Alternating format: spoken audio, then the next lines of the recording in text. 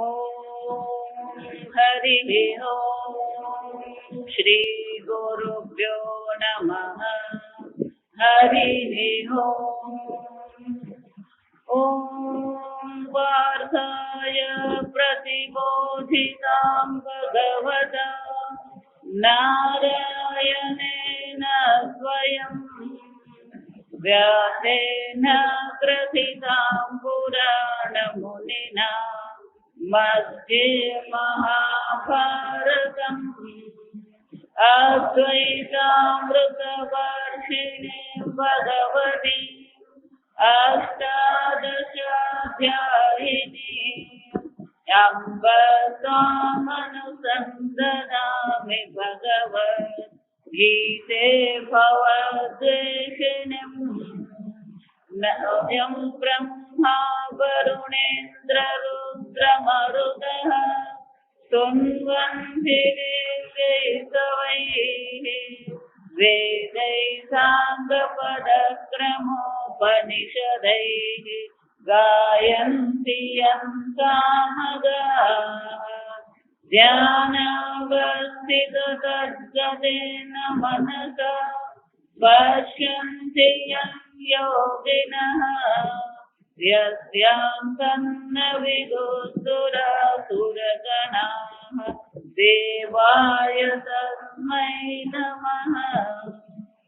ઓમ સહનાવવતુ સહનૌ ભુનક્તુ સહ વીર્યં કરવાવહૈ તેજસ્વિનાવધીતમસ્તુ મા વિદ્વિષાવહૈ. ઓમ શાંતિ શાંતિ શાંતિ. શંકરાચાર્યજી સ્પષ્ટ શબ્દોમાં કહે છે જ્ઞાનમ સંન્યાસ લક્ષણમ. આ જ્ઞાન એ જ્ઞાનનું સંન્યાસ શું છે? લક્ષણ. સંન્યાસ કોને કહેવાય? આગળ જોઈએ એમ સર્વ કર્મ સંન્યાસ. આત્મામાં કોઈ પણ પ્રકારનો વિકાર નથી, અને જો વિકાર નથી તો કર્મ શક્ય નથી. અને એટલે શંકરાચાર્યજી કહે છે આત્મજ્ઞાન કોને કહેવામાં આવે? કર્મણ્યભી પ્રવૃત્તોપી નૈવ કિંચિત કરોતિ. ઉપાધિથી સર્વ કર્મો થઈ રહ્યા છે. પશ્યન, શૃણ્વન, સ્પૃશન, જિગ્રન, અશ્નન, ગચ્છન, સ્વપન. 5 જ્ઞાનેન્દ્રિય, 5 કર્મેન્દ્રિય, આ બધી પ્રવૃત્તિઓ, પંચ પ્રાણ, આ બધી પ્રવૃત્તિઓ થઈ રહી છે. છતાં એ પોતાના વિશે શું સમજે છે? નૈવ કિંચિત કરોમિ. હું કોઈ કર્મ કરતો નથી. અને એટલે શંકરાચાર્યજી કહે છે ખરેખર આત્મજ્ઞાન આ જ છે.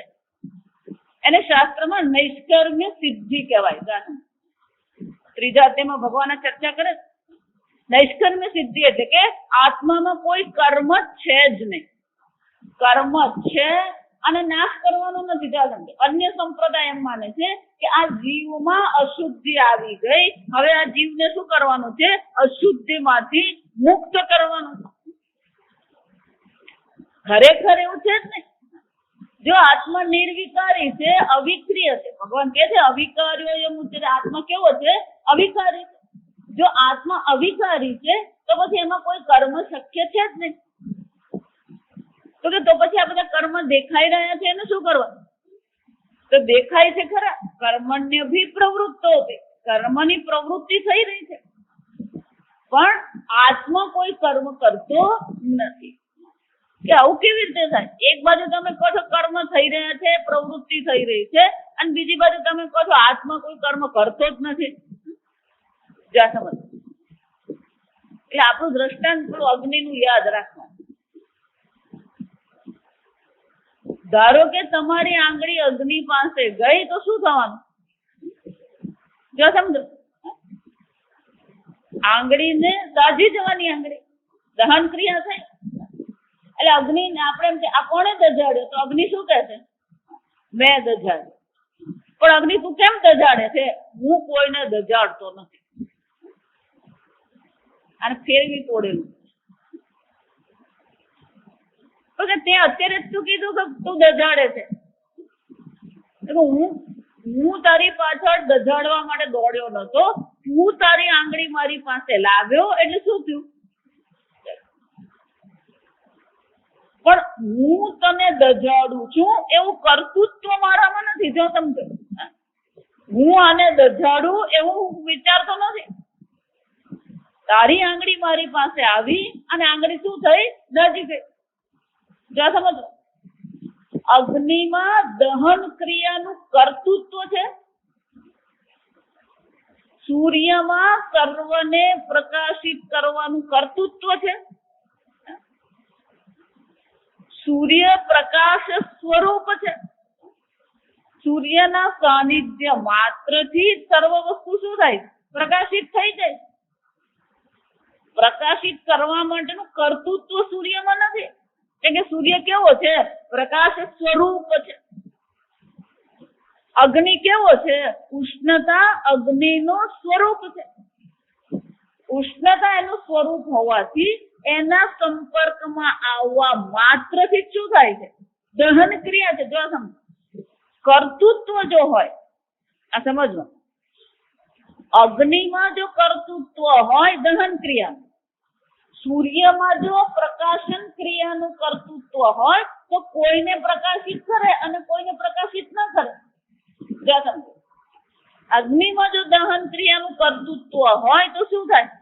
જે મનુષ્યમાં કર્તૃત્વ છે એટલે શું કહે છે? કરી શકે, ન પણ કરી શકે. તો અગ્નિ એવું કે છે હું આને દજાડીશ ને આને નહીં દજાડું.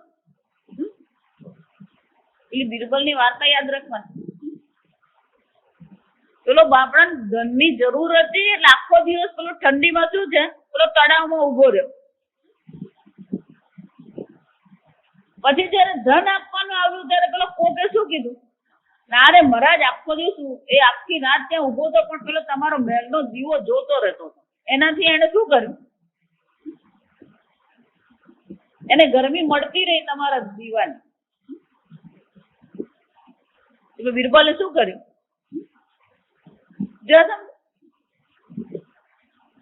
ધારો કે તમને ઠંડી લાગી રહી હોય અને તમે અગ્નિને એમ કહો કે અગ્નિ તું મને ઉષ્ણતા કેમ આપતો નથી? તો અગ્નિ શું કહેશે? તું મારાથી દૂર બેઠો છે તો હું શું કરું? અગ્નિમાં કોઈને ગરમી આપવી અને કોઈને ગરમી ના આપવી એવો કોઈ કર્તૃત્વ છે જ નહીં. એના સંપર્ક માત્રથી શું થાય છે? દહન ક્રિયા થવાની જ છે. એ જ રીતે આ આત્મા ચૈતન્ય સ્વરૂપ છે.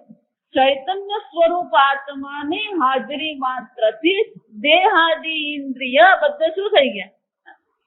પ્રવૃત્ત થઈ ગયા. આમ પ્રવૃત્તિ તો થઈ જ રહી છે. ઇન્દ્રિયાણી ઇન્દ્રિયાર્થેભ્યઃ વર્તન્તે, આ બધી પ્રવૃત્તિ થઈ રહી છે.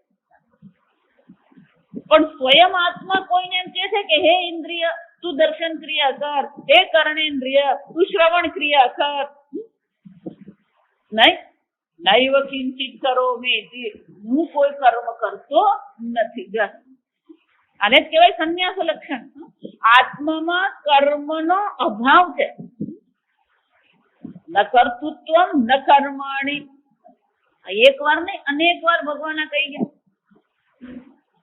ન કરોતિ ન લિપ્યતે. શરીરસ્થોપી કૌંતેય ન કરોતિ ન લિપ્યતે. આ શરીરમાં જ ઉપલબ્ધ થઈ રહ્યો છે પણ છતાં આત્મા સ્વયં કઈ કરતો પણ નથી અને કોઈ કર્મથી લેપાયમાન થતો પણ નથી. હત્વા પછી ઈમાન લોકાન યસ્ય નાહમ કૃત લોક, જેનામાં અહમ કૃતિ છે જ નહીં. આ ત્રણેય લોકનો નાશ કરવા છતાં પણ ન કરોતિ ન નિબધ્યતે, કરતો પણ નથી એને બંધનમાં પડવું પડતું પણ નથી. અને એટલે શંકરાચાર્યજી કહે છે જ્ઞાનમ સંન્યાસ લક્ષણ. આ જ્ઞાન કોને કહેવાય? આત્મજ્ઞાન કોને કહેવાય? પોતાનામાં કર્તૃત્વ ભોક્તૃત્વના અભાવને જોવું. હું કોઈ કર્મ કરતો નથી. આપણે દુઃખનું કારણ આ સંસાર નથી. આપણે દુઃખનું કારણ ખરેખર અહંતા મમતા પણ નથી. આ સંસાર ખરેખર સંસારનું કારણ શું છે?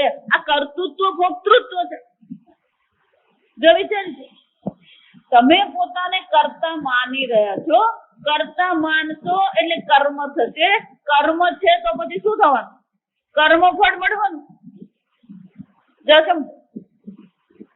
કર્મ થવા માત્રથી કર્મફળ મળતું નથી. પણ કર્તૃત્વ છે એટલે શું થાય છે?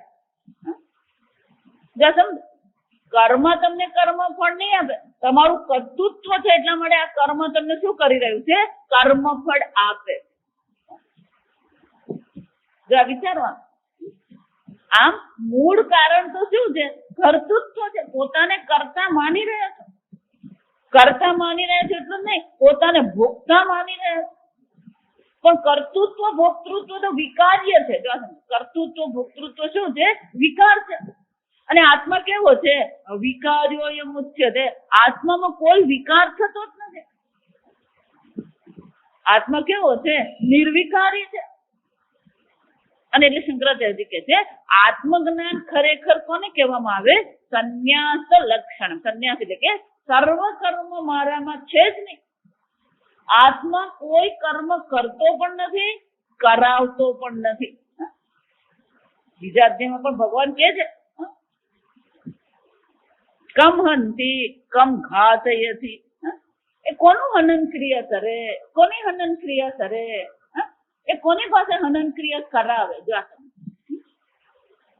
કર્તૃત્વ હોય તો પેલી હનન ક્રિયા થાય. આમ ભગવાન અર્જુનને શું કે? અર્જુન, તું પોતાને કરતા માની રહ્યો છે અને એટલા માટે તું એમ માને છે કે આ ભીષ્મ પિતામહને હું મારી નાખીશ, આ દ્રોણાચાર્યની હત્યા કરીશ. પણ અર્જુન, તારામાં કર્તૃત્વ છે જ ને. તું કોને કર્મ કરવા? કોની હનન ક્રિયા કરવા? અને એટલે શંકરાચાર્ય શું કે છે? ખરેખર આત્મજ્ઞાનની નિષ્ઠા તો શું છે? પોતાને અકર્તા અભોગતા જાણવું. અને એટલે કે છે જ્ઞાનમ સંન્યાસ લક્ષણ. જ્ઞાનનું લક્ષણ શું છે? સંન્યાસ છે. આ તો તમે બધું કહી રહ્યા છો. ભગવાન ગીતામાં કહે છે. એટલે શંકરાચાર્યજી કહે છે ઇહ અપી છે. ઇહ અપી છે એટલે કે અહીંયા ગીતામાં પણ આ ભગવાને વાત કરી જ છે.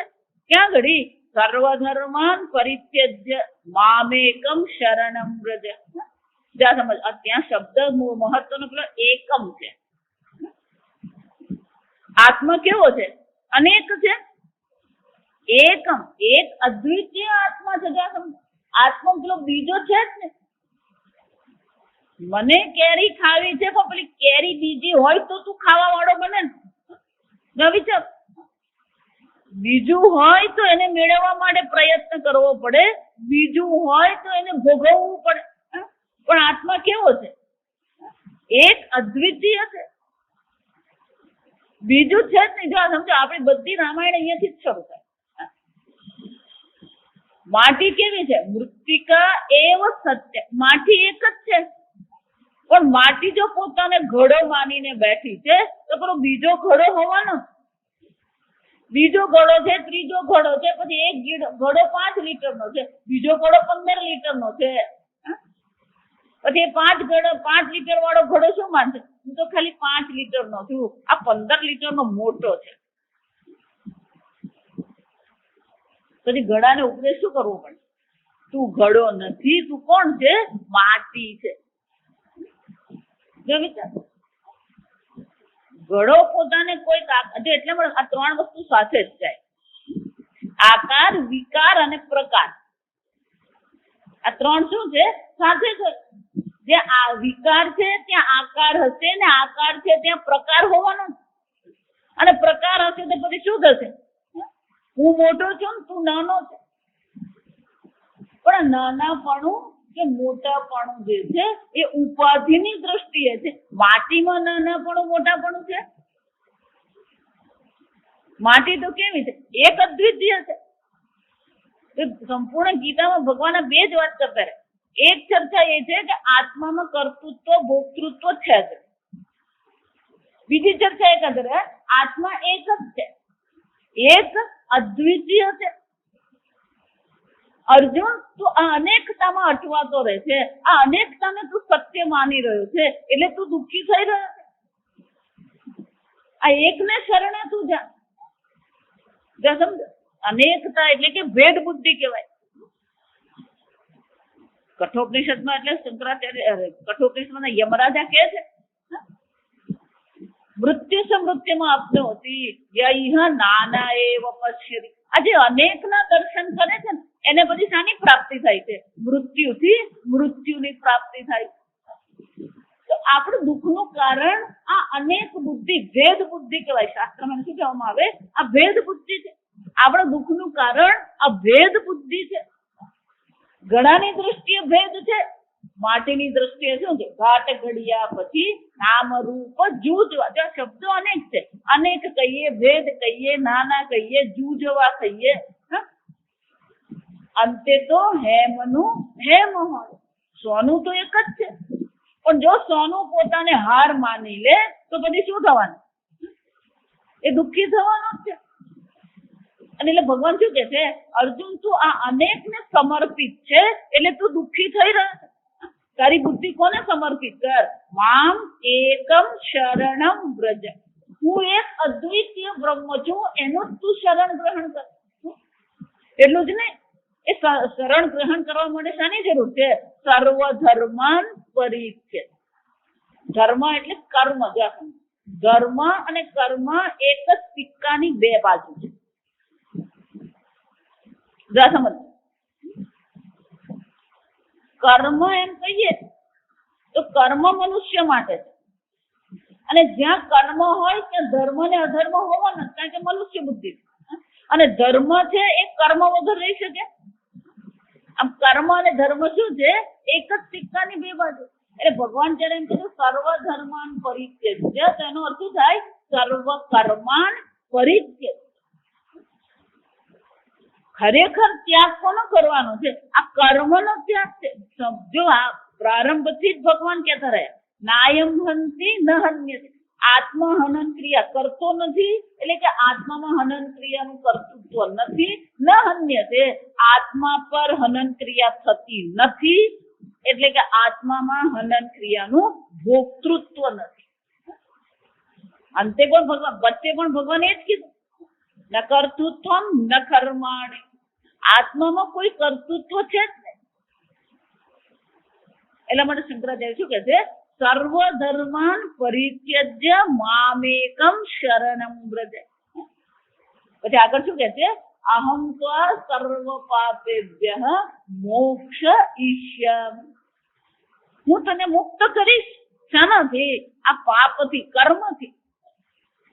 જો ત્યાં પાપ એવો શબ્દ લઈ લે ને તો જરા ગોટાળો. ભગવાન તમને પાપથી મુક્ત કરશે, પણ પુણ્ય કર્મ જો બાકી રહી ગયા તો શું થવાનું? પુણ્ય કર્મ બાકી રહ્યા તો પછી પેલું સ્વર્ગમાં જન્મ થવાનો, તો પાછું પુણ્ય પૂરું થશે એટલે શું થવાનું? ક્ષીણે પુણ્ય મર્ત્યલોકમ. પાછું અહીંયા આવવાનું જ છે.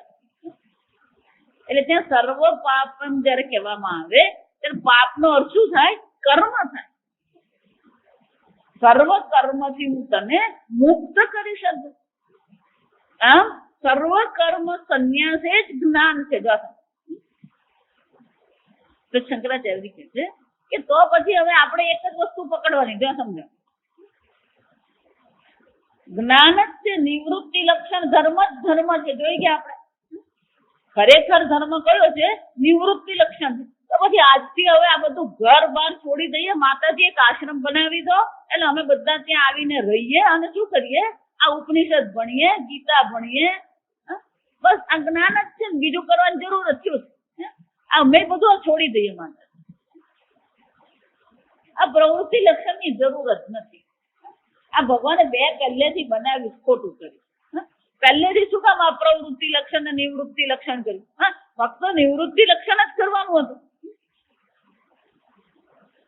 આમ શંકરાચાર્ય જે નિવૃત્તિ લક્ષણ ને ભાર આપ્યો છે કે મનુષ્ય જીવનનું લક્ષ્ય તો આત્મજ્ઞાન જ છે, તો પછી આ પ્રવૃત્તિ લક્ષણની જરૂર જ શું છે?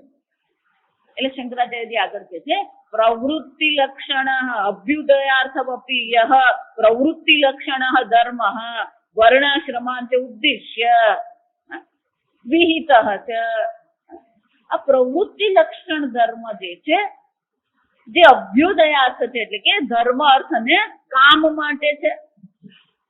એટલું જ નહીં, એનું જયારે અનુષ્ઠાન કરવામાં આવે, દેવાધિષ્ઠાન પ્રાપ્તિ હેતુ, દાન કરીએ, ધર્મ કરીએ, તપશ્ચર્યા કરીએ, આ બધી વસ્તુ શું કરશે? દેવાધિષ્ઠાન પ્રાપ્તિ હેતુ, સ્વર્ગની પ્રાપ્તિ કરાવે, દેવલોકની પ્રાપ્તિ કરાવે, સૂર્યલોકની પ્રાપ્તિ કરાવે, આમ ઉર્ધ્વલોકની પ્રાપ્તિ કરાવી શકે છે. જો સમજવા, તથાપી અપિસન એટલે કે આ જ પ્રવૃત્તિ લક્ષણ ધર્મ જે તમને ઉર્ધ્વલોકની સ્વર્ગલોકની પ્રાપ્તિ કરાવનાર છે, છતાં પણ અપિસન એટલે શું છે? છતાં પણ. જો એ જ પ્રવૃત્તિ લક્ષણ ધર્મ ઈશ્વરાર્પણ બુદ્ધિયા અનુષ્ઠીયમાન તત્વ શુદ્ધયે ભવતી. આ જ પ્રવૃત્તિ લક્ષણ ધર્મ જો ઈશ્વરાર્પણ બુદ્ધિથી, સામાન્ય રીતે આપણે જે શબ્દ જાણીએ છીએ એને શું કહેવાય? નિષ્કામ ભાવથી જો આપણે કર્મ કરીએ. ગીતામાં 5મા અધ્યાયમાં ભગવાન કહે છે, યોગિનઃ કર્મ કુર્વન્તિ સંગમ ત્યક્ત્વા આત્મ શુદ્ધયે. એ પણ યોગી છે, કર્મયોગી છે, કર્મ કરી રહ્યો છે, પણ એ કર્મ શાના માટે કરી રહ્યો છે? સ્વર્ગના લક્ષ્ય છે. આત્મ શુદ્ધયે. શંકરાચાર્યજી કહે છે, પ્રવૃત્તિ લક્ષણ ધર્મ તમને સ્વર્ગાદિની પ્રાપ્તિ કરાવી શકે, પણ એ જ પ્રવૃત્તિ ધર્મ જો તમે સકામ ભાવને બદલે નિષ્કામ ભાવથી, એ નિષ્કામ ભાવને શંકરાચાર્યજી કયો શબ્દ વાપરે છે? ઈશ્વર અર્પણ બુદ્ધિથી અનુષ્ઠીયમાન. જો એનું અનુષ્ઠાન કરવામાં આવે તો એ શું પ્રાપ્ત કરાવે? અંતઃકરણ શુદ્ધિની પ્રાપ્તિ થાય. કેમ? ફલ અભિસંધિ વર્જિત, કર્મ ફળમાં પણ કોઈ આસક્તિ નથી. અભિસંધિ એટલે શું છે? આસક્તિ. એનો અર્થ શું થાય? કર્મફળ જે પણ મળી રહ્યું છે એમાં આપણે શું કરીએ છીએ? પ્રસાદ બુદ્ધિ કરીએ. કર્મમાં ઈશ્વરાર્પણ બુદ્ધિ, કર્મ ફળમાં પ્રસાદ બુદ્ધિ. શંકરાચાર્યજી કહે છે આ બે ભાવથી કર્મમાં ઈશ્વરાર્પણ બુદ્ધિ, કોઈ પણ કર્મ હોય, જ્યાં સમજો એટલે આગળ ભગવાને કહી છે સ્વેસે કર્મણી અભિરતા. દરેક વ્યક્તિ પોતપોતાના કર્તવ્ય કર્મનું પાલન કરે, પણ નિષ્કામ ભાવથી જો એ કર્તવ્ય કર્મનું પાલન કરશે તો એને અવશ્ય અંતઃકરણની શુદ્ધિ પ્રાપ્ત થાય છે.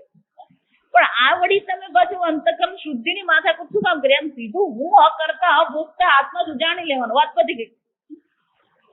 એટલે શંકરાચાર્યજી કહે છે હું એટલા માટે કઉ છું, સત્વ શુદ્ધસ્ય ચ જ્ઞાન નિષ્ઠા યોગ્યતા પ્રાપ્તિ દ્વારે, જ્યાં સુધી તમારું અંતઃકરણ શુદ્ધ થતું નથી, જ્યાં સુધી તમારા અંતઃકરણમાં વિક્ષેપ છે, જ્યાં સુધી તમારા અંતઃકરણમાં કામાદિ સ્વભાવ દોષ છે.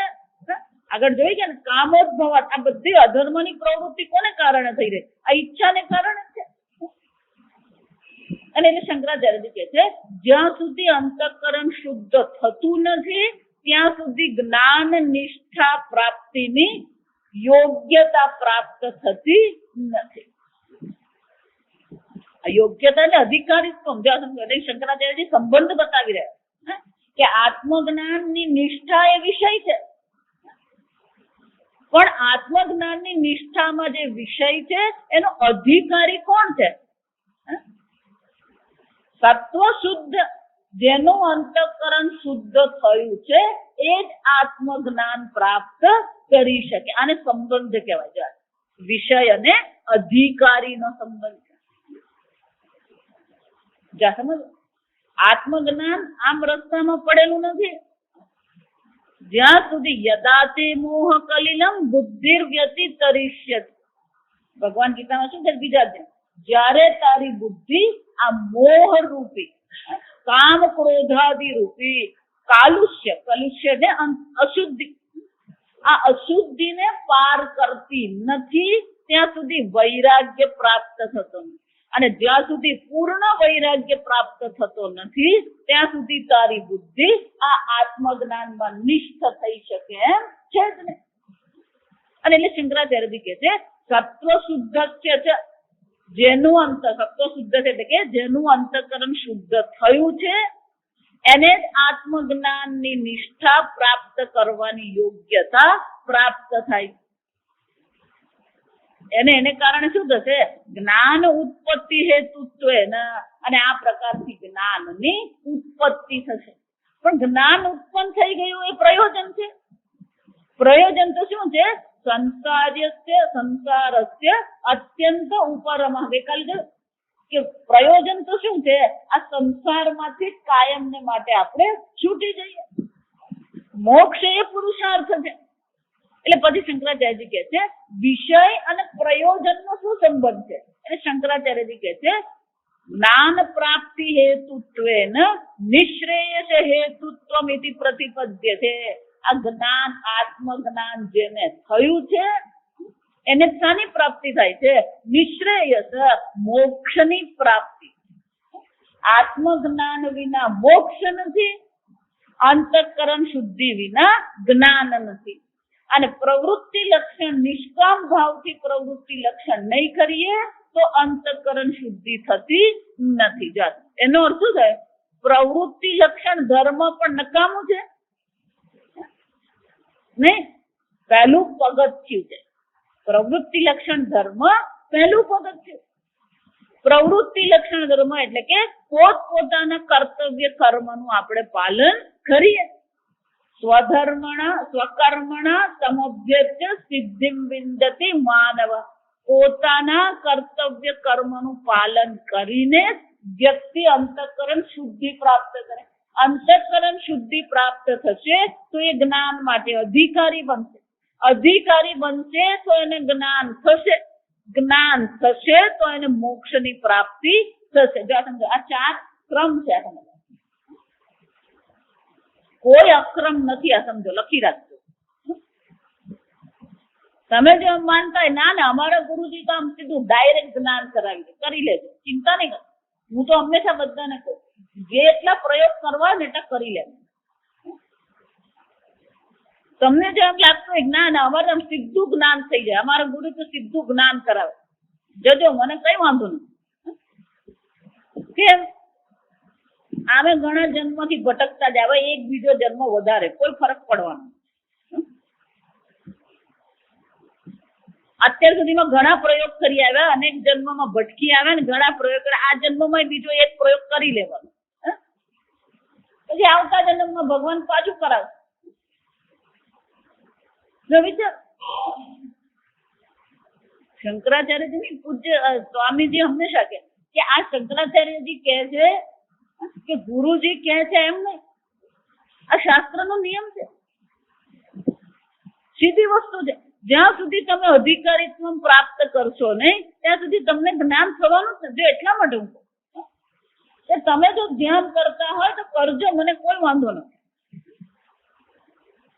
પણ ધ્યાનની પણ યોગ્યતા આપણામાં હોવી જોઈએ. આ સંપૂર્ણ 6થો અધ્યાય આ ધ્યાનને સમર્પિત. એમાં ધ્યાનની ચર્ચા કરવા કરતા ધ્યાતા કેવો હોવો જોઈએ ને એની ચર્ચા વધારે છે. હું એ ધ્યાતાની ચર્ચા કરવા માટે હું એક જ વાક્ય કહું કે પેલો કબાટમાંથી એક વસ્તુ કાઢે ને 4 વસ્તુ પાડતો હોય, ચાલવામાં 4 જગ્યાએ ઠોકર ખાતો, એક ચેક લખવામાં છેકો પાડતો હોય. એનો અર્થ શું થાય? કર્મમાં કોઈ પ્રકારની સાવધાનતા નથી, બોલવામાં ભૂલ કરતો. એનો અર્થ શું થાય? એની વાણીમાં, એના કર્મમાં, એની પ્રવૃત્તિમાં, એની ચેષ્ટામાં કોઈ પ્રકારની સાવધાનતા જ નથી. અને જો બાહ્ય ભૌતિક સ્થૂળ જગતમાં સાવધાનતા નથી તો તમે એવું માનો છો કે આમ ધ્યાન કરવા બેઠો ને એને ધ્યાન લાગી ગયું? વિચાર, ભગવાન ત્યાં આગળ બહુ મોટો નિયમ બતા, આ ધ્યાન કોને લાગે અને કોને આ ધ્યાનથી એના દુઃખની નિવૃત્તિ થાય. યુક્તાહાર વિહાર, જેનો આહાર અને જેનો વિહાર કેવો છે? યુક્ત, પ્રમાણસર છે. આ બહુ પ્રમાણસર છે. યુક્ત ચેષ્ટસ્ય કર્મસુ, કર્મમાં જેની ચેષ્ટા કેવી છે? યુક્ત છે, પ્રમાણસર. આપણે આહાર જ્યાં ભાવતું આવીને તો શું કરીએ? દબાવીને ખાઈ જ લેવાનું. એટલે એક દિવસ પેલો પેટ દબાવીને ખાઈ લે, બીજે દિવસ પછી શું થાય? કાલ બહુ ખવાઈ ગયું, આજે નથી ખાવું. એટલે એક દિવસ ખાધું, એક દિવસ ઉપવાસ કર્યો. આપડે કર્મ પણ કેવું, આ દિવાળી આવે ને એટલે પછી બાપુ શરૂ થાય બધું કામ કરે, પછી એવું કામ કરે ને એવો થાકે ને કે પછી મટકે ગુજરા ખાવાનો દમ રહે નહીં. યુક્ત ચેષ્ટસ્ય કર્મસુ, યુક્ત સ્વપ્ન અવબોધસ્ય, એનું સુઈ જવું, એનું જાગવું, એ પણ કેવું હોવું જોઈએ? પ્રમાણસર નું હોવું જોઈએ. આહાર પ્રમાણસર હોય, પ્રવૃત્તિ પ્રમાણસર હોય, વિહાર પ્રમાણસર હોય, એનું સુઈ જવું, જાગવું પણ કેવું હોય? પ્રમાણસર હોય. તો પછી ભગવાન શું કે છે? યોગો ભવતી દુઃખ. એને માટે પછી આ ધ્યાન યોગ શું બની શકે? દુઃખની નિવૃત્તિ કરનાર બને. પણ આપણું જીવન આવું છે. એટલા માટે હંમેશા હું કહું કે આ વેદાંત 1 કલાક અહીંયા સાંજે સાંભળીએ એ વેદાંત નથી.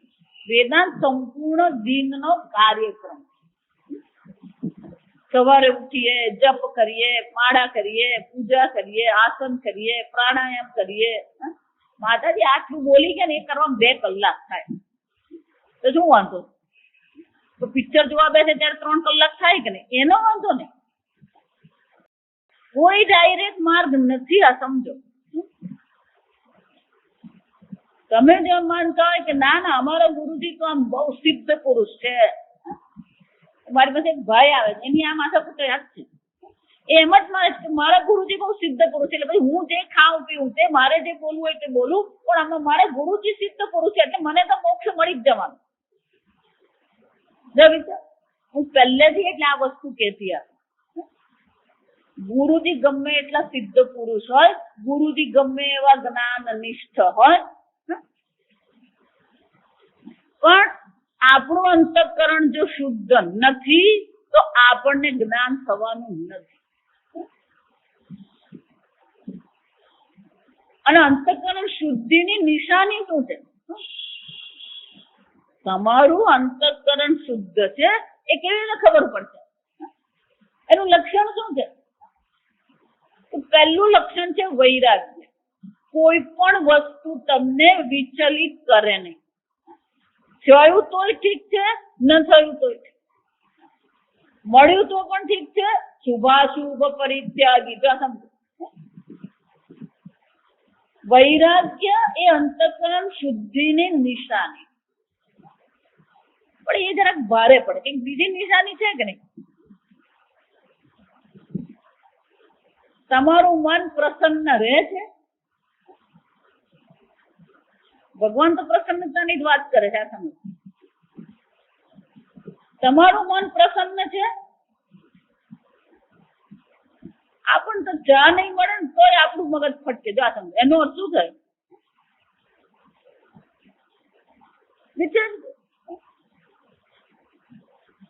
મન આપણું પ્રસન્ન રહે છે. ભગવાન શું કે? પ્રસાદે સર્વ દુઃખાનામ હાનિ અસ્યોપજાય. પણ અંતઃકરણ શુદ્ધિ જે છે એની નિશાની ભગવાન શું કે છે? પ્રસન્નતા. તમારું મન પ્રસન્ન હોવું. આપણું મન પ્રસન્ન રહેતું જ નથી. જો સમજો, ક્યાંક ને ક્યાંક આપણું મન શું થતું રહે? ખાટું મોડું થતું જ રહે. કોઈ આવે તોય આપણે દુઃખી, ને કોઈ ન આવે ને તોય દુઃખી. જો કંઈક મળ્યું તોય દુઃખી, ને કંઈક ન મળ્યું તોય દુઃખી આપણે. એટલે ભગવાન શું કે? પણ કે તો પછી આ અપ્રસન્નતાનું કારણ શું છે? રાગ દ્વેષ વિયુક્ત વિષયાન ઇન્દ્રિયૈશ્ચરન. આ ઇન્દ્રિયો વિષયમાં ભટકી રહી છે. પણ કેવી છે? રાગ દ્વેષ વિયુક્ત. તમારી અપ્રસન્નતાનું કારણ જગત નથી. તમારી અપ્રસન્નતાનું કારણ શું છે? રાગ દ્વેષ પણ નથી. જો સમજો, આત્મવશ્યેર વિધેયાત્મા પ્રસાદમ અધિગચ્છતિ. ગમે એટલા રાગ દ્વેષ હોય પણ રાગ દ્વેષ ને અધીન થવાનું નથી. કોને અધીન છે? આત્મવશી. સ્વામીજી બહુ સુંદર કે હંમેશા કે આ આત્મવશી જે પેલો વશી અટક આવે ત્યાં સુધી વશી અટક વશી ભલે હોય ત્યાં સુધી પણ વાતે વાતે એનું ટેમ્પરેચર ઉપર જ જતું હોય. આ વશી કહેવાય. આત્મવશી એટલે કે જેનો પોતાના પર પોતાનો વશ છે. રાગદ્વેષની અધીનતા નથી. કોની અધીન? આત્મા અધીન છે. એટલે ભગવાન શું કે જે આત્મવશી છે ભલે ઇન્દ્રિયો વિષયમાં ભટકતી પણ રાગદ્વેષને અધીન થવાને બદલે શું છે? આત્મવશ્યેર વિધેયાત્મા પ્રસાદમ અધિગચ્છતિ. પ્રસન્નતાની એને પ્રાપ્તિ, નિર્મળતાની એને પ્રાપ્તિ થાય છે. અને જેનું અંતઃકરણ પ્રસન્ન છે પ્રસાદે સર્વ દુઃખાનામ હાનિ યસ્ય ઉપજાયતે. ભગવાન કે છે પ્રસન્ન વ્યક્તિત્વ જેનું છે એને કોઈ દુઃખી કરી શકે. નિયમ દુઃખી હોય ને એને દુઃખી કરાય, ક્રોધી હોય ને એને ક્રોધી બનાવે. એમ માનતા નહીં આ પેલાને કારણે મને ક્રોધ આવે, અંદર પેલો ક્રોધ પડેલો જ છે. આ વ્યક્તિ કે આ પરિસ્થિતિ તો માત્ર શું છે? એ ક્રોધને પ્રગટ કરવા માટેનું નિમિત્ત બને. અને આવું બની ગયું પછી મને બહુ ડિપ્રેશન જેવું લાગે. એ ડિપ્રેશન અંદર પડેલું જ છે. આ સમય પેલો પ્રસંગ તો શું છે? તમારી અંદર પડેલા ડિપ્રેશનને પ્રગટ કરવા માટેનું નિમિત્ત માત્ર છે. એટલે ભગવાન શું કે પ્રસન્નતા એ મનનો સ્વભાવ છે. પણ અત્યારે શું થઈ ગયું?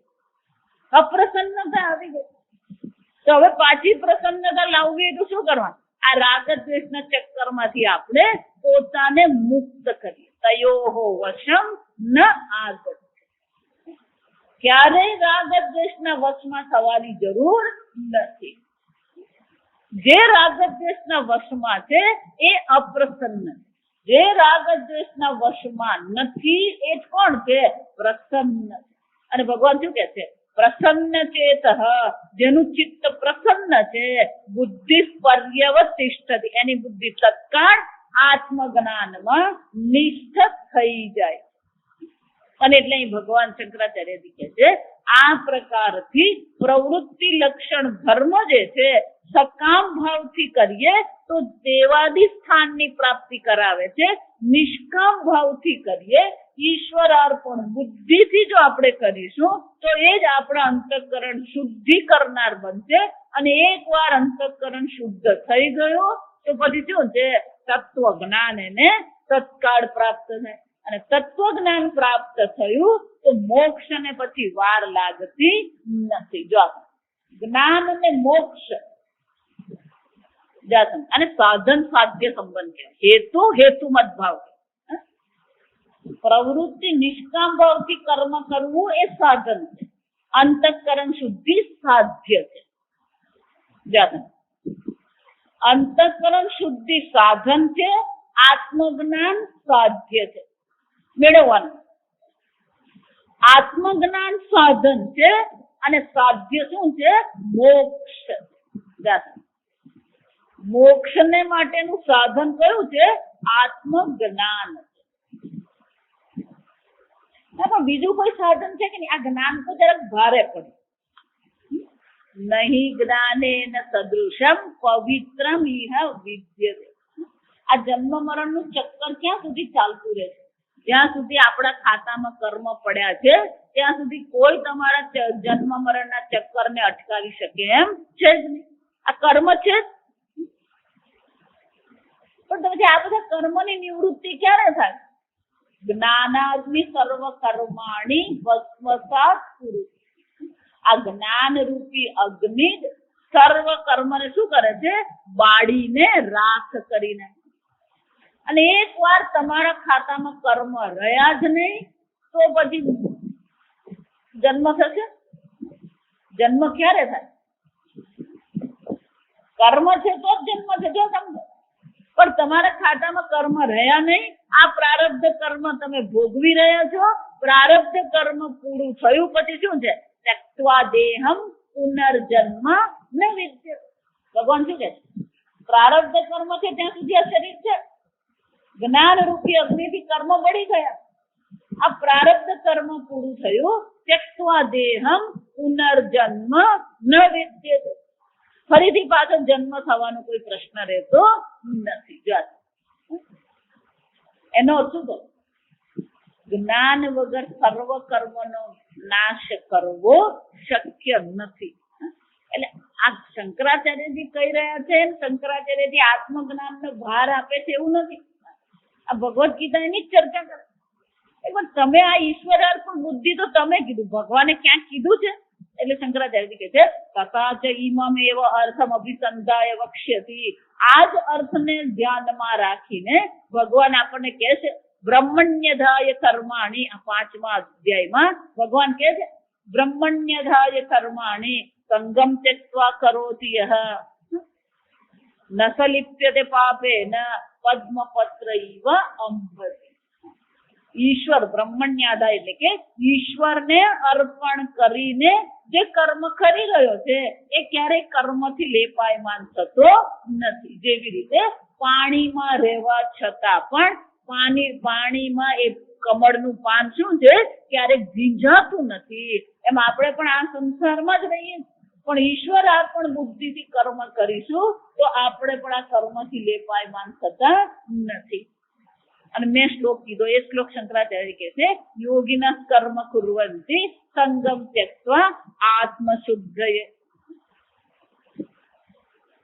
એટલે શંકરાચાર્ય શરૂ ક્યાંથી કર્યું? આને ઉપક્રમ ઉપસંહાર કહેવાય. શરૂ ક્યાંથી કર્યું? દ્વિવિધો હિ ધર્મ વેદોક્ત ધર્મ. વેદમાં 2 પ્રકારના ધર્મની ચર્ચા કરી. પ્રવૃત્તિ લક્ષણ, નિવૃત્તિ લક્ષણ. અરે શંકરાચાર્યજી ઉપસંહાર કરતા કે છે ઇમમ દ્વિપ્રકારમ ધર્મમ નિશ્રેયસ પ્રયોજનમ. આ પ્રવૃત્તિ લક્ષણ ધર્મ કહીએ કે નિવૃત્તિ લક્ષણ ધર્મ કહીએ, આ બંને પ્રકારના ધર્મનું પ્રયોજન તો શું છે? નિશ્રેયસ, મોક્ષ પ્રાપ્તિ એ પ્રયોજન છે. પરમાર્થ તત્વમ ચ વાસુદેવાખ્યમ પરમ બ્રહ્મ અભિધેય ભૂતમ. અને જાણવા યોગ્ય જ્ઞાન કોનું મેળવવાનું છે? વાસુદેવાખ્યમ.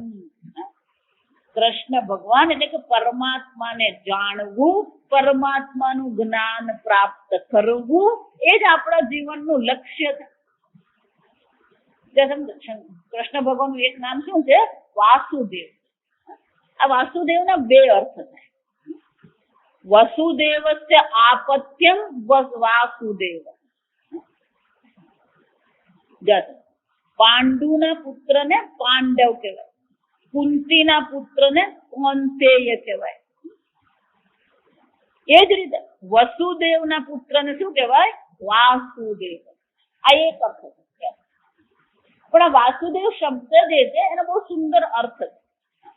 વાસના વાસુદેવસ્ય, સર્વના હૃદયમાં જે વાસ કરનાર છે, એટલે કે જે સર્વવ્યાપી છે.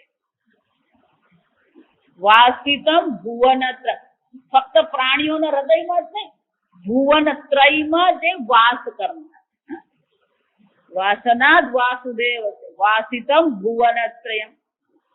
સર્વભૂત નિવાસો, એ ક્યાં નિવાસ કરી રહ્યા છે? સર્વભૂતોમાં, સર્વવ્યાપી છે. એટલું જ નહીં, દેવ દ્યોતનાત્મકત્વાત દેવ, જે ચૈતન્ય સ્વરૂપ છે, અસંગ નિર્વિકારી ચૈતન્ય સ્વરૂપ, જે સર્વવ્યાપી છે અને જે અસંગ ચૈતન્ય સ્વરૂપ જે છે એને શું કહેવામાં આવે? વાસુદેવ કહેવામાં. આમ વાસુદેવ એમ કહીએ અને આત્મા કહીએ, 2 નથી. કેમ? સર્વભૂતસ્થમાત્માનમ સર્વભૂતાની ચ આત્મા. આ આત્મા કેવો છે? સર્વભૂતમાં આત્મા રહેલો છે.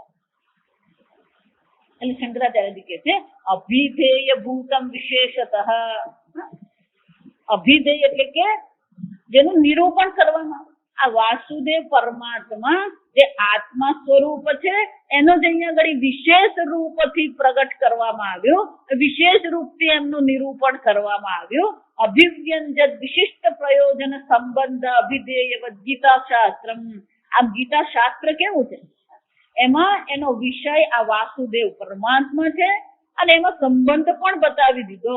જે પરમાત્માને જાણે છે એને ફરીથી જન્મ પ્રાપ્ત થતો નથી, ફરીથી એને આ સંસારમાં પડવું પડતું નથી. અને એટલે શંકરાચાર્ય કહે છે આમ ગીતા શાસ્ત્ર જે છે એનું પ્રયોજન વિશેષ છે, એટલે કે મોક્ષ એનું પ્રયોજન છે. એનો અભિધેય એટલે કે એનું જાણવા યોગ્ય વસ્તુ જે છે એ વાસુદેવ પરમાત્મા છે, પ્રયોજન મોક્ષ છે અને સંબંધ શું છે? પરમાત્માના જ્ઞાનથી મોક્ષની પ્રાપ્તિ થાય. અને જ્ઞાન કોને થશે? જેનું અંતઃકરણ શુદ્ધ છે એને જ્ઞાનની પ્રાપ્તિ થાય. એટલે શંકરાચાર્ય કહે છે વિશિષ્ટ છે. એટલે કે આ વિશિષ્ટ છે એવું કેમ કીધું? કારણ કે કર્મકાંડમાં જે ચર્ચા કરવામાં આવી રહી છે એ કર્મકાંડનો વિષય શું છે? કર્મ વિષય છે. પ્રયોજન શું છે? સ્વર્ગાધિ પ્રાપ્તિ છે. એનો અધિકારી કોણ છે? જે પોતાને કર્તા ભોગતા માની રહ્યો છે. આમ કર્મકાંડમાં જે પ્રયોજન છે, કર્મકાંડમાં જે વિષય છે, કર્મકાંડમાં જે અધિકારી છે અલગ છે. અને ગીતા શાસ્ત્ર જેને કહેવામાં આવે, વેદાંત જેને કહેવામાં આવે, એનો વિષય, એનો અધિકારી, એનું પ્રયોજન અને એનો સંબંધ પણ શું છે? વિશેષ છે. સંસારની તમે ચર્ચા કરો અલગ છે. જો એટલા માટે યોગ તમે કરો એમાં કઈ વાંધો નથી, પણ યોગ જો તમે એમ માનતા હોય કે મારું 15 કિલો વજન ઉતરી જાય, મારું ઘૂંટણ સારું થઈ ગયું ને મારો દમ જતો, તો પછી એ પ્રયોજન શું થઈ ગયું? સંસાર થઈ ગયો. જ્યાં સમજો. પણ એ જ યોગ જો તમે અંતઃકરણ શુદ્ધિ માટે કરો, ગીતામાં ભગવાન કે છે પ્રાણ અપાને સુજુહવતી અપાનમ પ્રાણે. આ પ્રાણાયામ પરાયણ. આ પ્રાણાયામ પણ અંતઃકરણ શુદ્ધિ કરી શકે, પણ ક્યારે? આપણે તો પ્રાણાયામ પણ શાના માટે કરીએ? જો વિચારી દો, બોલો હાર્ટ એટેક આવી ગયો એટલે પછી શું કરે? આ પ્રાણાયામ કરે. તો પછી પ્રાણાયામ નું પ્રયોજન શું છે? સમજો, એનું પ્રયોજન અલગ છે. એટલા માટે બધા એક જ વાત કરે. માતાજી તમે બોલો ને પેલા લોકો બોલે, બધું એક જ છે. એ લોકોનું પ્રયોજન જ અલગ છે. એનું પ્રયોજન તો સંસાર છે. અહીંયા આપણે ગીતા શાસ્ત્ર શાની ચર્ચા કરી? મોક્ષ શાસ્ત્રની ચર્ચા. આ સમજ, એક પ્રયોજન નથી. પ્રયોજન શું છે? અલગ અલગ છે. અને શંકરાચાર્યજી કહે છે આ ગીતા શાસ્ત્રનો વિષય, ગીતા શાસ્ત્રનો અધિકારી, ગીતા શાસ્ત્રનું પ્રયોજન વિશેષ છે. અન્ય બધા પ્રયોજન કરતા આ વિશેષ પ્રયોજન અહીંયા ઘડી છે. અને ગીતા શાસ્ત્ર એટલા માટે કેવું છે? ગીતા શાસ્ત્ર મોક્ષ શાસ્ત્ર. તત્યતઃ તદર્થે વિજ્ઞાતે સમસ્ત પુરુષાર્થ સિદ્ધિ. તો માતાજી આ તમે મોક્ષ મોક્ષ કરીને મગજ ખાઈ નહીં. અમારે તો બધા જ જોઈએ. ધર્મ જોઈએ, અર્થ પણ જોઈએ, કામ પણ જોઈએ, મોક્ષ પણ જોઈએ. અમને તો ધનની પ્રાપ્તિ થવી જોઈએ. અમારે તો મઠિયા ગુગરાઈ ખાવા છે, કેરી ખાવી છે.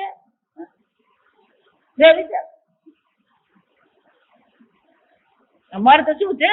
સમસ્ત પુરુષાર્થ. બધા પુરુષાર્થની સિદ્ધિ અમારે તો કરવી. અમને તો ધર્મ જોઈએ ને અર્થ જોઈએ, કામ જોઈએ, બધું જ જોઈએ. શંકરાચાર્યને ખબર કે આવી બુદ્ધિ હોય. વિચાર એટલે શંકરાચાર્યજી કે છે તમને એવું લાગતું હોય કે આ તમે ક્યારથી મોક્ષ શાસ્ત્ર કરતા રહો છો. આ મોક્ષ તો પછીની વાત છે. પહેલા અહીંયા તો ઠેકાણે અમે આવીએ. શંકરાચાર્યજી કે છે આપણે ગુજરાતીમાં કહેવત, હાથીના પગલામાં બધાના જ પગલા શું થઈ જાય?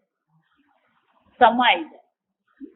એમ શંકરાચાર્યજી કે છે ભલે હું આ મોક્ષ કરતો રહું છું, પણ એક વાર એ આત્મજ્ઞાન પ્રાપ્ત કરી તો જુઓ, એ મોક્ષ પ્રાપ્તિ કરી તો જુઓ.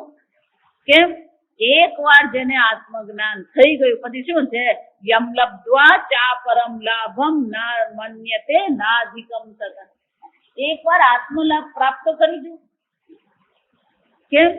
સમસ્ત પુરુષાર્થ સિદ્ધિ. જેને આ આત્મજ્ઞાન થઈ ગયું છે એને માટે પછી આ સંપૂર્ણ જગત કેવું છે? આ ભોગ કેવાય.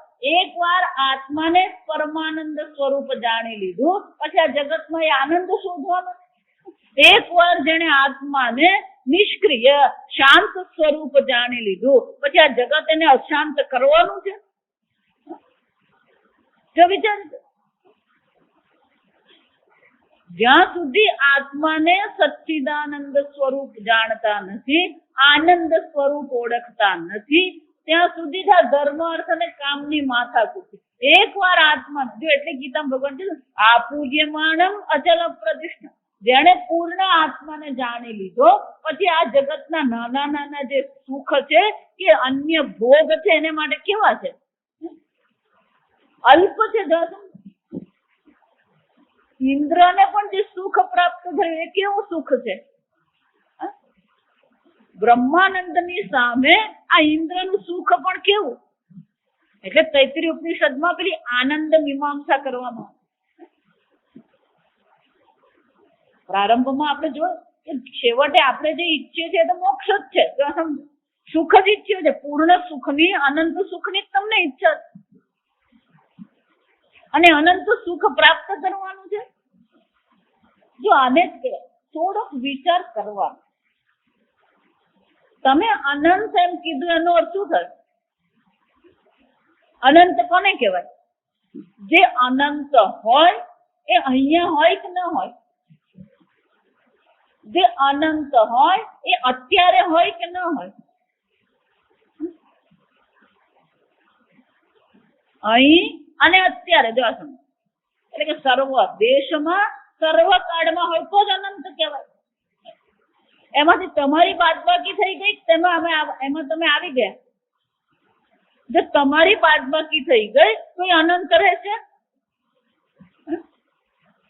એનો અર્થ શું થાય? એ અનંત તમારાથી ભિન્ન છે, અલગ છે. જો સમજ પૂજ્ય સ્વામીજી એટલા માટે બહુ સરસ કે તર્ક દો. જો તમે પૂર્ણની પ્રાપ્તિ કરશો તો તમને પૂર્ણ મળશે. અનંતની પ્રાપ્તિ એટલે અનંતને જો જાણી લેશો તો અનંતની પ્રાપ્તિ છે. પણ અનંતને ન જાણશો તો ગુમાવશો શું? ગુમાવવાનું અનંત જ છે. જ્યાં સમજો અનંત પરમાત્માને ન જાણ્યા તો ગુમાવવાનું શું છે? 1-2 લાખ છે. પ્રાપ્તિ પણ અનંત છે પણ અનંતની પ્રાપ્તિ ન થઈ તો પછી ગુમાવવાનું શું છે? અનંત જ છે. જો સમજો પ્રાપ્તિ પણ અનંત છે અને જો અનંતની પ્રાપ્તિ ન થઈ તો ગુમાવવાનું પણ શું છે? અનંત જ તમે ગુમાવવાનું. ના પણ એવું કરીએ તો થોડુંક થોડુંક કરીને અનંત કરીએ તો અનંત કોને કહેવાય? 2-5 લાખ ઉમેરીને અનંત બને? અનંત બનાવવું પડે? અનંત હોય. જો અનંત હંમેશા હોય. કઈક ઉમેરવાથી પૂર્ણ બને નહીં અને કઈક બાદબાકી કરવાથી અપૂર્ણ બની જાય નહીં. એનો અર્થ શું થાય?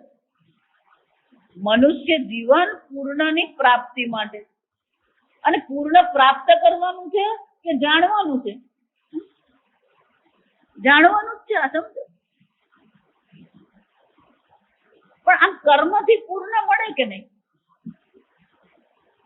અત્યાર સુધી કેટલાય કર્મ કરીને આવ્યા, કેટલાય જન્મ મરણમાં ભટકીને આવ્યા, હજી પૂર્ણ પ્રાપ્ત થયું નથી. આ પેલું 99 ચક્કર જેવી હાલત છે. આ 99 ચક્કર તો ખબર કે નહીં? પેલું 99 થાય ને પછી 100 કરતા દમ નીકળે. કેમ? તો પેલું 99 માંથી 90 થઈ જ ગયું હોય, માંડ પેલું 99 એ પહોંચે ને પછી શું થાય, એ પાછું 80 એ પહોંચી જાય. કેમ? પેલું છોકરાનું કોલેજનું એડમિશન કરાવે એટલે પાછું ક્યાં પહોંચી જાય, એ 80 થી વળી પાછું પેલા 99 પર 98 પર પહોંચ્યો જ છે, અને વળી પાછું શું થયું, આ ઘરમાં રંગ રોગાન કરાવે એટલે પાછું 90 થઈ ગયું.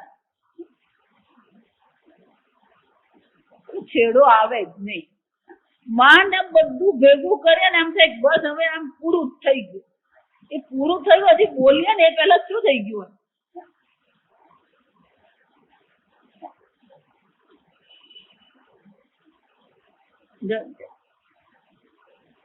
અને એટલે શંકરાચાર્યજી કહે છે આ પૂર્ણ આત્માને જ્ઞાન પ્રાપ્ત કરીએ એ શું છે, કેવું છે, સમસ્ત પુરુષાર્થ સિદ્ધિ. એકવાર મોક્ષ પ્રાપ્ત થઈ ગયો પછી ધર્મ અર્થ અને કામનું કોઈ મહત્વ રહેતું જ નથી.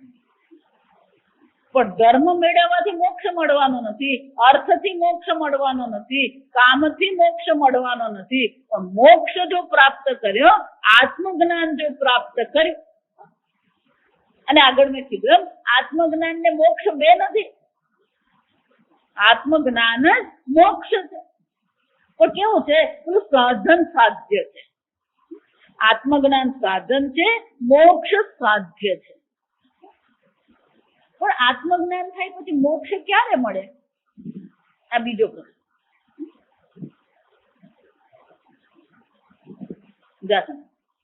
આત્મજ્ઞાન અને મોક્ષ એ બે અલગ વસ્તુ નથી.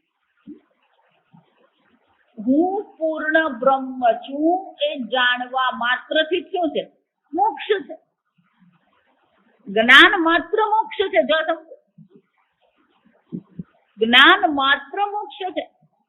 એટલે શાસ્ત્ર એને માટે દ્રષ્ટાંતો સરસ કે લાકડું કાપવું અને બે ટુકડા કરવા. જો તો લાકડું કાપ્યા પછી બે ટુકડા ક્યારે થશે? લાકડું કાપવું અને બે ટુકડા કરવા શું છે, એક જ છે. પણ એમાં પહેલું કયું કરવું પડે? કાપવું પહેલું છે. કાપે એટલે બે ટુકડા થઈ જ જાય. એ જ રીતે જ્ઞાન પ્રથમ છે અને મોક્ષ પછી છે, પણ પછી કાળની દ્રષ્ટિએ છે. એને શાસ્ત્રમાં યુગપથ કહેવાય, અંગ્રેજીમાં સાયમલ્ટેનિયસ કહેવાય. સાયમલ્ટેનિયસ એક જ કાળમાં, એક જ ક્ષણમાં. ક્ષણ એક જ છે, પણ એક જ ક્ષણ હોવા છતાં પણ એક પહેલું છે અને બીજું છે. જ્ઞાન પહેલા છે અને પછી મોક્ષ છે. એટલે શાસ્ત્ર છે જ્ઞાનાદેવ તું કૈવલ્ય, જ્ઞાનથી જ કૈવલ્ય છે, મોક્ષ છે. જ્ઞાન માત્ર મોક્ષ છે. આત્માને સચ્ચિદાનંદ સ્વરૂપ જાણવું એ શું છે, મોક્ષ છે. અને એકવાર પોતાને સચ્ચિદાનંદ સ્વરૂપ જાણી લીધું પછી એને ધર્મ અર્થ કામમાં શું છે, કોઈ મહત્વ રહેતું નથી. અને એટલે શંકરાચાર્ય કહે છે યતઃ તદર્થે વિજ્ઞાતે સમસ્ત પુરુષાર્થ સિદ્ધિ અતઃ તદ વિવરણે યત્ન ક્રિયતે મયા. શંકરાચાર્યજી આગળ કીધું એમ કે અનેક વિરુદ્ધ અર્થ પ્રાપ્ત થઈ રહ્યા છે અને આ ગીતા મોક્ષ શાસ્ત્ર છે. આત્મજ્ઞાન દ્વારા જ મોક્ષ સિદ્ધિ છે. એ જ વસ્તુને સમજાવવા માટે તદ વિવરણ, વિવરણ એટલે કે એનું વિવરણ કરવા માટે, એને સમજાવવા માટે યત્ન ક્રિયતે મયા, એને માટેનો હું પ્રયત્ન કરીશ.